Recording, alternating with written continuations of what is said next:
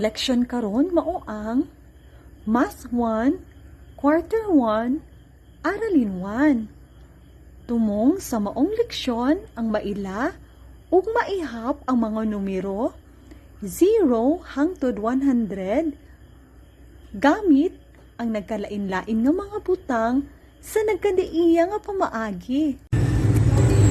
Kumusta mga bata?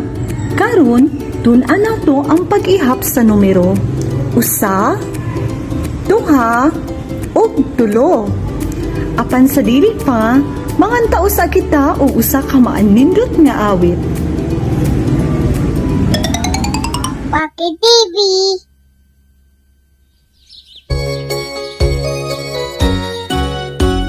May tatlong bibe akong nakita, mataba, mapayat mga bibe, ngunit ang may pakpak sa likod ay iisa.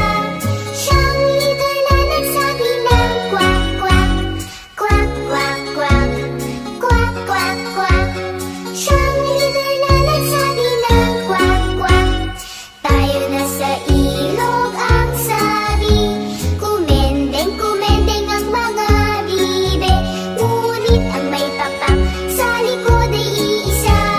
Siyang leader na nagsabi ng kwak kwak, kwak kwak kwak, kwak kwak kwak. Siyang leader na nagsabi ng kwak kwak. May tatlong bibe akong nakita, mataba, mapayat mga bibe, ngunit ang may pakpak sa likod ay iisa. Siyang leader na nagsabi ng kwak kwak, kwak kwak kwak, kwak kwak kwak. Siyang leader na nagsabi ng kwak kwak.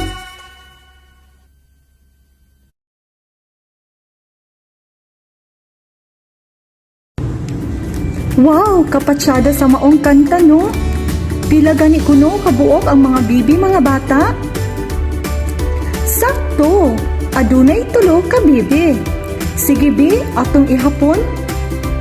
1, 2, 3. 3 ka bibi. Baliko nato ha. 1 ka bibi. Inuni-ini ang pagsulat sa numero 1. Baliko na to ha.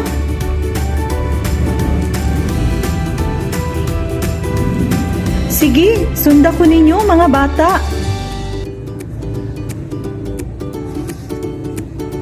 1 ka bebe. Ingon ini usab ang pagsulat sa numero 2.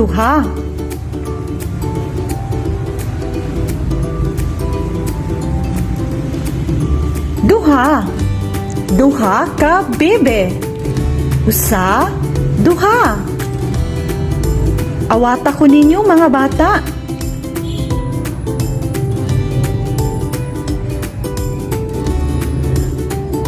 Baliko nato ha. Very good. Sige bi, atong ihapon. 1, 2 ka bebe. Ug karon ang pagsulat sa numero 3.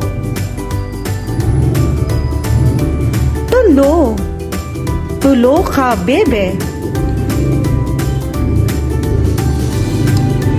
Wow, very good. Sige, magkat-on pa kita mga bata. Magpakita ako og mga hulagway ug gusto na ako nga ihapon nato kini. Ready ka na ba? Sige, sugdan na nato. Sige, atong sulayan ang imong kahanas. Gusto na ako nga i-connect nimo ang numero ngadto sa iyang insakto nga hulagway. Sige, linyahin na.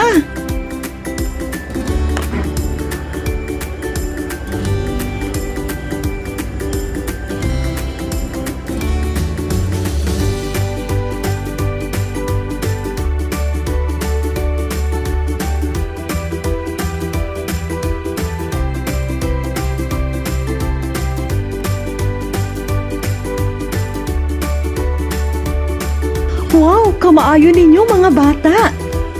Karon para sa atong evaluasyon, ihapa ang mga hulagway ug isulat ang insakto nga numero. Sige, kuhaan na ang imong lapis ug papel.